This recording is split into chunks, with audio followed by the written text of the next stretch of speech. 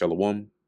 First and foremost, I want to give all praises, honor, and glory to Yahweh, Bahasham, Yahweh Shai, Bahasham, Racha Kodash. Double honors to the elders and the apostles of Great Millstone, and peace and blessings to the elect. And today we're going to go into the book of Psalms, the 120th chapter. A song of degrees. A prayer for deliverance from the treacherous. In my distress I cried unto the Lord Yahweh, and he heard me. Deliver my soul, O Yahweh, from lying lips and from a deceitful tongue. What shall be given unto thee, or what shall be done unto thee, thou false tongue? Right. This is referring to the adversaries here that David is praying or singing concerning. And it says here, O deceptive tongue, what will God do to you?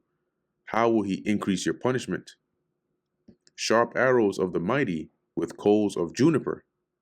Woe is me that I sojourn in Meshech, that I dwell in the tents of Kedar. Now, Meshech and Kedar are, places that are not in the region of Israel, right? That's not our dwelling place. And so as David was singing here, it's also prophetic in the sense of it's echoing the sentiment of Israel in captivity, right? Against those that were our captors. Okay, let's read verse 4 in the NLT. It says, "You will be pierced." This is referring to the captors, right? And you can see how, if we go up a verse, how this can also be applied to Esau, right? In the sense of being our main, one of the main heathens that put us in the worst captivity. It says, "O deceptive tongue, what will God do to you? How will he increase your punishment? You will be pierced with sharp arrows and burned with glowing coals." So what does that sound like? The destruction that will come upon Esau, right? The missiles, which are likened also unto arrows, and the glowing coals. Verse 5, "How I suffer in far off Meshech. It pains me to live in distant Kedar," right? Which is is symbolizing us in distant lands, away from our homeland. Okay. "My soul hath long dwelt with him that hateth peace. I am for peace, but when I speak, they are for war." And that's exactly, once again, echoing the sentiment of Israel being in captivity. Now, David was also speaking about himself being delivered from, wicked men. But in the spirit, you can see the application of this to us.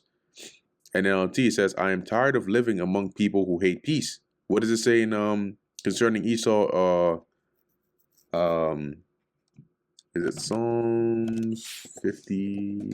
Am I getting the wrong one? Nope, that's the wrong one. It's 55. I'll just find it with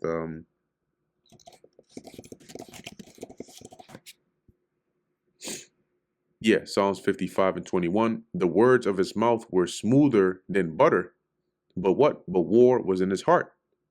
His words were softer than oil, yet were they drawn swords."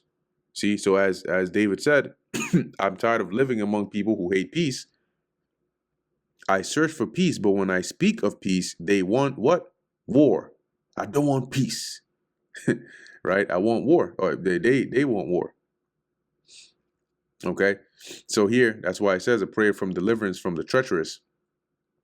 All right, which can also be applied to us, right? We're also in that spirit of being surrounded by our enemies, and we desire peace. But what do they want? They want war.